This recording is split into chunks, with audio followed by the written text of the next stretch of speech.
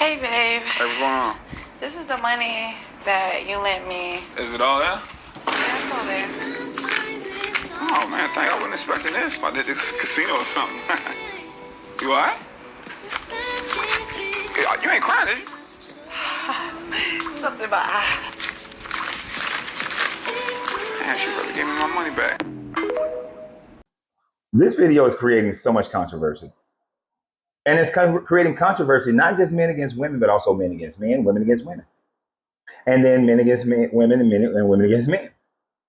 Because everybody, one, is going to see this from their own emotional state and their own backstory, their own history.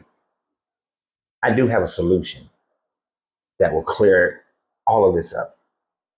So the basic arguments are going as such. You have men on one side who are saying that, oh, I would never accept money paid back by my woman. I would never accept that back. You know, I'm a man. Arr, hear me roar. Arr. So I would never do that. A real man don't expect the money back. Or a real man wouldn't take the money. Let me rephrase that. A real man wouldn't take the money back. There are other men who are saying that, of course, when I let somebody borrow the money, then I never let them borrow money that I know that I can't afford to give out, that I don't have an expectation for it to come back, but if it does, it's nice. While there are other men who are saying, she borrowed the money, got to pay the money back. Damn right, I'm going to take it. Now, there are women who are saying that no man should ever take money from a woman. Okay, I'm going to let that stay right there for a second. And there are other women who are laughing because they're saying that, oh, see, she thought that she was going to borrow the money, then she have feelings because he actually took it. Well, she should have never gave it back to him if she was going to get in her feelings, but she borrowed it. So, and then of course there were others who were saying that I would never give my man back any money that I borrowed from him. Okay. So let me give you the solution to avoid this whole situation. Have a conversation early on in the relationship. Now, the first thing that you have to establish that if we're just boyfriend and girlfriend, we're just dating, we haven't committed ourselves to a marriage where we're living together and we're trying to build a life together and economically we are working together. Then if you come to me and you say, may I borrow? I expect you to pay it back. Because you use the terminology of borrow. Borrowing from, if you went to the bank and you borrowed, does the bank expect you to pay it back whether you're a man or a woman? No. So why should I? Just because what? We're in a relationship? But you live in your house, I live in my house. You pay your bills, I pay my bills. We're not yet trying to build economically together. So if you say borrow, I expect my money back. Now, if you came to me and you say, can I have? Notice the difference between borrow and have. If you come to me and you say, can I have $200? I'm going to take that into consideration. I might say yes, I might say no. Depending upon my financial situation and depending upon how many times you now come to me with this. Because I do recall dating a young lady and it was like, oh, I'm stuck like Chuck. I ain't got enough money to pay a bill. And she said, can I have $200? I don't know if it was exactly $200, whatever the amount was, but let's say it's $200. At that time frame, it wasn't a big deal for me.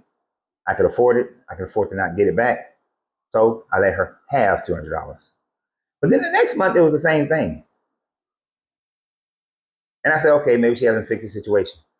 But I said, but this time I told her, I'm going to let you have this after we go over your finances because this cannot be a repeat thing. She was offended. She didn't get the money. I no longer saw her. I don't know what she's doing in her life. I hope she's happy. But that was the end of the relationship. Because see, if we're not together trying to build a financial life together, I'm not your bank. I'm not your sugar daddy. I don't do that. Because see, all that having and having and having,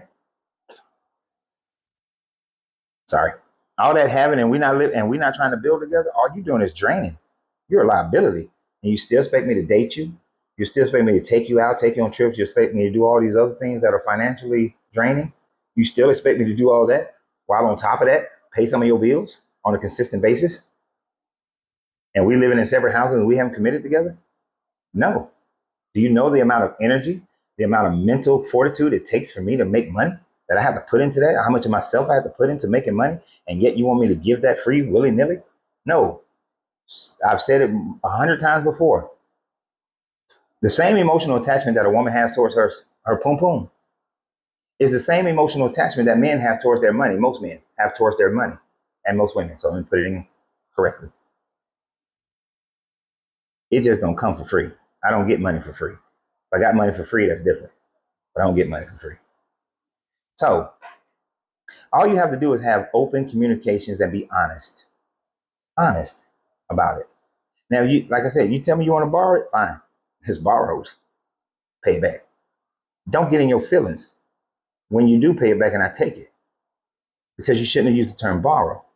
If you're going to say have, understand you can only have so many times before, unless I'm a simp, before you get cut off and then you get wrote off.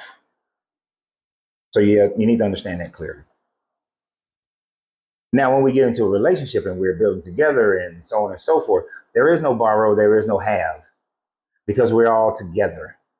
We're all working together. Now, everybody's going to do their own different things. Some of y'all do where these are you pay these bills, I'll pay those bills.